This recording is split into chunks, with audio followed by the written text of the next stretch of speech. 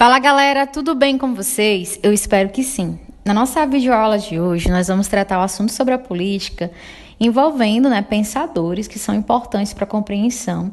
E aí nós vamos também trabalhar essas temáticas desses pensadores no contexto de entender a política, no contexto histórico, tentando trabalhar questões, principalmente do Enem, com a temática, por exemplo, dos contratualistas, do filósofo Platão. E aí é de suma importância vocês relembrarem também o que foi o Estado, que foi uma compreensão da aula anterior, como foi organizado, a questão da sua função, Estado liberal, Estado marxista. E nós vamos entender hoje justamente o contexto de pensadores, principalmente da filosofia contratualista, como o Hobbes e o John Locke, que ele vai ser também um pensador importante da política moderna para a compreensão da sua obra, o ensaio acerca do entendimento humano. Nós vamos ver também no decorrer as compreensões que esses contratualistas vão falar sobre como vai ser a questão da liberdade, a questão do pacto social, a questão de como originou o Estado. E, por fim, nós vamos também ter uma questão, vamos ter também uma temática que vai envolver a questão do filósofo Platão. E aí vai ser importante também vocês compreender o contexto político que Platão colocava na filosofia ocidental. Então, vamos trabalhar isso hoje. As questões, questões com as temáticas da política, tá bom? A justiça e a conformidade ao contrato consistem em algo com que a maioria dos homens parece concordar. Constitui um princípio julgado, estender-se até os esconderijos dos ladrões e as confederações dos maiores vilões, até que os que se afastaram a tal ponto da própria humanidade conservam entre si a fé e as regras da justiça. Esse trecho é retirado da obra O Ensaio acerca do Entendimento Humano, que é do John Locke. E aí o que a questão ela pede? De acordo com Locke, até a mais precária coletividade depende de uma noção de justiça, pois tal noção, e vamos para os itens. A. Identifica indivíduos despreparados para a vida em comum. B. Contribui com a manutenção da ordem e do equilíbrio social. C. Estabelece um conjunto de regras para a formação da sociedade. D. Determina o que é certo ou errado no contexto de interesses conflitantes. Ou item E. Representa os interesses da coletividade expressos pela vontade da maioria. Então, para entender essa questão, nós vamos entender como surgiu o Estado, tá bom? Como surgiu esse termo contrato social e quem é John Locke, nessa investigação. O John Locke ele é um pensador que retrata sobre a aprendizagem humana, certo? Que é sobre o empirismo, mas ele também é um teórico muito conhecido pela questão do Estado liberal. E então a gente vai ver algumas análises sobre isso, dessa questão do Enem de 2016. Para analisar essa questão, nós vamos analisar primeiro sobre o Estado, porque o John Locke ele é um pensador contratualista, então ele vai falar sobre o pacto social, sobre o contrato social, que é justamente onde ele defende o Estado liberal. E assim, o Estado basicamente, como nós vimos nas aulas sobre política, o Estado ele surge devido à existência das sociedades humanas. Porque existe uma concepção que o ser humano ele tinha o estado natural. E qual é o estado natural do ser humano? O estado natural é, por natureza, ser livre e igual. E para falar sobre essa questão de legitimar isso, imagine um mundo onde as pessoas elas são tratadas com igualdade, são livres, Então, assim, se hoje o mundo ele é caótico com restrições de algumas liberdades, imagine sem essas restrições de liberdade. Então, assim, com base nessa tese, todos nós nascemos naturalmente livres e iguais. E em algum determinado momento, onde se tem os conflitos sociais, a questão da guerra entre os homens, onde os homens olham para si como inimigos, E aí cada um querendo ter posse um do outro, poder sobre o outro. Nesse momento que as circunstâncias, necessidades fizeram com que os homens eles abandonassem a liberdade e entrassem em um acordo. Um pacto, um contrato que daria origem ao Estado, Esse Estado era onde as pessoas elas iam governar, ia ter o poder sobre as outras de uma forma que pudessem garantir as liberdades de cada uma, mas de uma forma que respeitassem também essa liberdade. Então, assim, essa questão ela vai falar sobre o John Locke e a visão que nós vamos ter é sobre o Estado liberal, né? O Estado liberal, ele centra a análise em dizer que o Estado, ele deve ter a função de agir como mediador dos conflitos entre os diversos grupos sociais.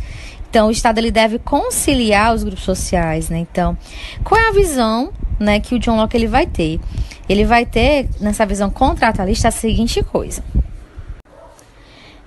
Então, a visão do filósofo inglês John Locke é sobre o Estado liberal, né? Quando ele fala sobre o Estado liberal, ele vai refletir sobre o poder político em si e como tem essas necessidades de congregar aos seres humanos. Basicamente, para interpretar isso, nós vamos entender por que surgiu o contrato, né?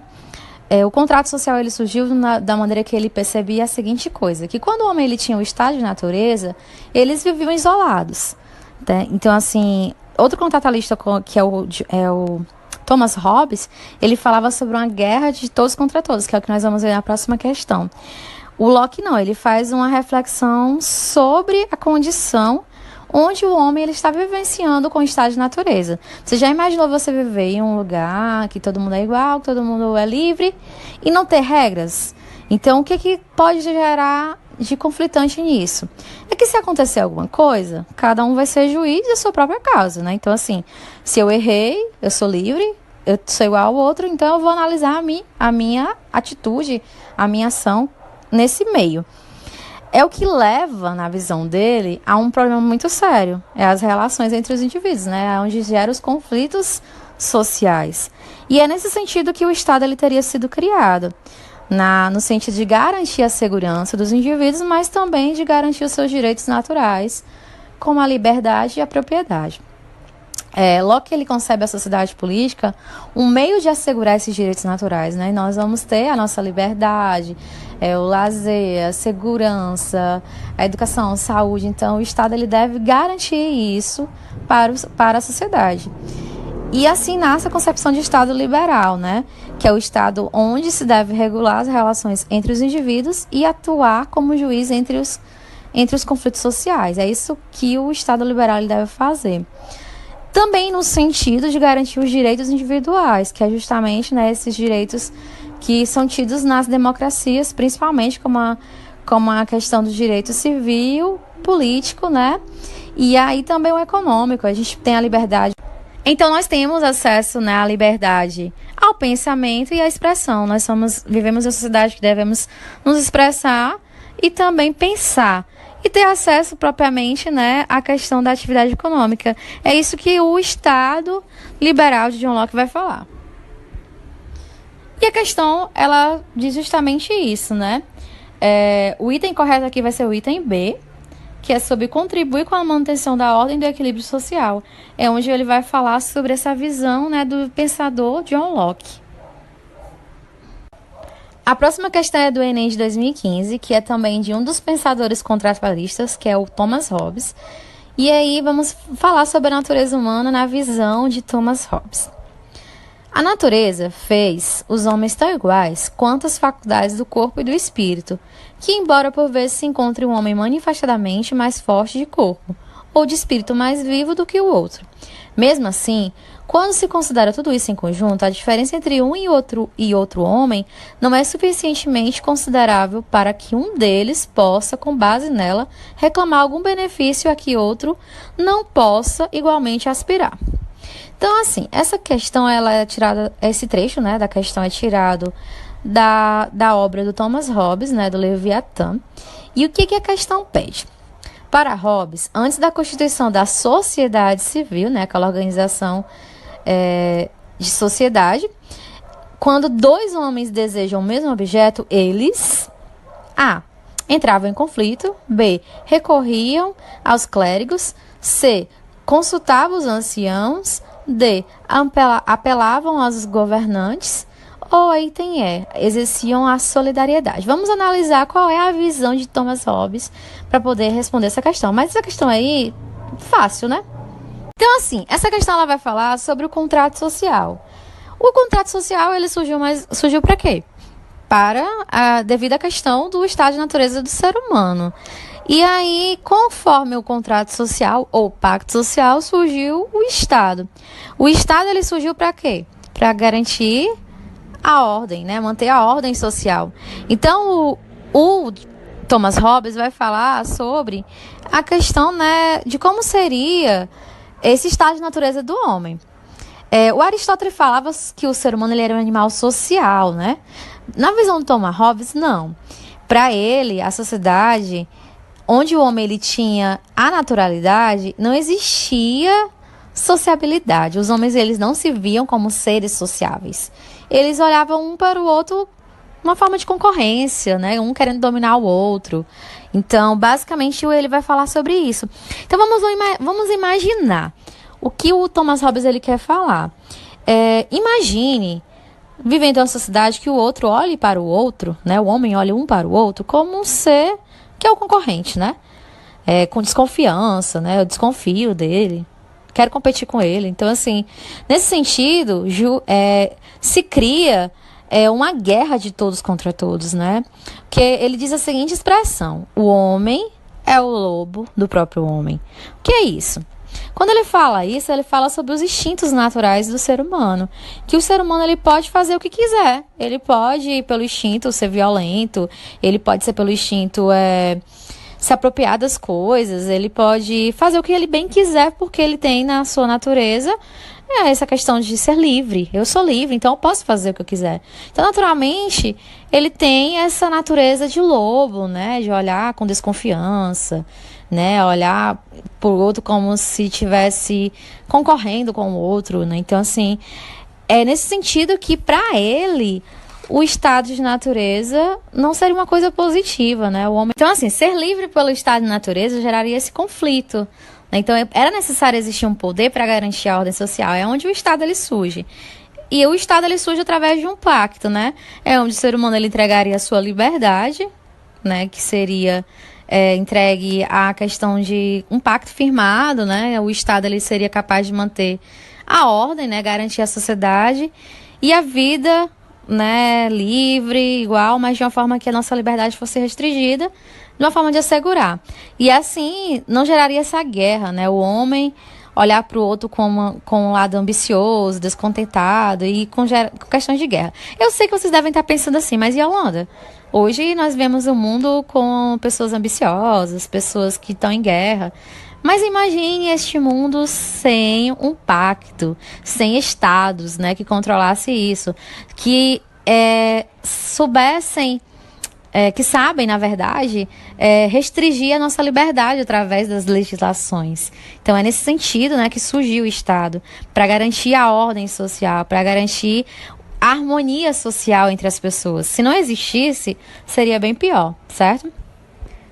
Então, basicamente, né, como eu falei para vocês, a questão ela é fácil. Ela vai falar justamente que é o item A, né, com o Leviatã, o Estado, propriamente, ele vai ser... a questão de garantir nesse sentido, né, que os homens eles não entrem em conflito. Vai ser o item A, o item correto dessa questão. Falar sobre a visão política em Platão, né, e a questão diz o seguinte: a massa popular é assimilável por natureza a um animal escravo de suas paixões e de seus interesses passageiros, sensível à lisonja, inconstante em seus amores e seus ódios. Confiar-lhe o poder é aceitar a tirania de um ser incapaz da menor reflexão e do menor rigor. Quantas pretensas discussões na Assembleia são apenas disputas contrapondo opiniões subjetivas, inconsistentes, cujas contradições e lacunas traduzem bastante bem o seu caráter insuficiente. Então, vai falar sobre a questão de muitas pessoas reunidas em discussões, né, na Assembleia. E aí, esse trecho é tirado sobre a história das ideias políticas, tá? E aí, o que ele vai pedir? Os argumentos de Platão, filósofo grego da antiguidade, evidenciam uma forte crítica a: item A, oligarquia; B, república; C, democracia; ou D, monarquia. Ou o item E, né, plutocracia. Então vamos entender qual era a visão de Platão sobre política. Como vocês sabem, Platão ele é criador, né, da teoria do mundo das ideias, né, que ele teve através da alegoria do mito da caverna.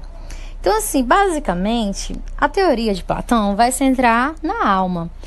E por centrar na alma, ele vai dividir a alma em 3 partes: concupiscente, irascível e racional, né? Então, assim, cada parte do nosso corpo material relacionada à alma é responsável por algo, né?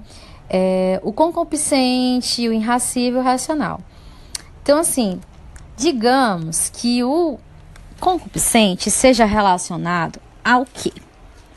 Então, o lado concupiscente é interligado aos desejos carnais, certo? Que é a região daqui do quadril para baixo. A alma irascível será justamente situada no peito, vinculada às paixões, né? Os sentimentos também. E o lado racional será a cabeça. Então, ele faz essa analogia, essa comparação também ao sistema político. Ele vai dizer que a sociedade política ela é dividida por 3 partes. Existe o lado concupiscente, o lado irascível e o lado racional. Então, assim, na alma, ele diz que quem governa a parte concupiscente e irascível é o racional. Então, como é que ele vai dividir essas 3 partes, fazendo esse equilíbrio, né? Existe a produção econômica, que é os produtores, os guardiães e os governantes. Quem é o concupiscente? Quem tá na pirâmide aí, né, na parte da alma relacionada à base, a produção econômica. Quem é os guardiões, que é o lado irascível? É aqueles que vão defender a cidade. E os governantes serão justamente o lado racional, aquele que vai ter o governo, o controle dessa cidade. Então, assim, para governar, não é qualquer pessoa, tá? Na visão de Platão. Para se governar, um governante ele deve ter, né, sabedoria, coragem, temperança e justiça. Basicamente, na obra República, ele vai centrar muito sobre o conceito de justiça e a sociedade ideal. E aí, assim, vocês sabem que na Grécia, os homens, né, mulheres não tinham participação, os homens eles já eram aptos a se alfabetizar, a se educar, né? Então, assim, para ele, naquele período, as crianças elas passavam por um processo, né? Hoje a gente vê processo em relação a notas. Naquele período era justamente para saber quem eram os melhores. Então, assim, para ele, o governo ideal é aquele onde as crianças, né, no caso, os sábios é que se tornam os filósofos, no sentido geral. Porque na Grécia as crianças passavam por um processo de seleção. Então, para ele, não era qualquer pessoa que poderia governar. Quem poderia governar somente seriam aqueles que eram sábios, que eram corajosos. Então, somente os melhores poderiam governar devido a esse processo de seleção. Então, o governo ideal para Platão é a aristocracia. E ele faz uma crítica duramente à democracia, porque a democracia qualquer pessoa pode governar. E na visão de Platão, não. Só quem pode governar é os melhores. E aí o item correto desta questão vai ser o item C. A crítica que ele faz é justamente a democracia.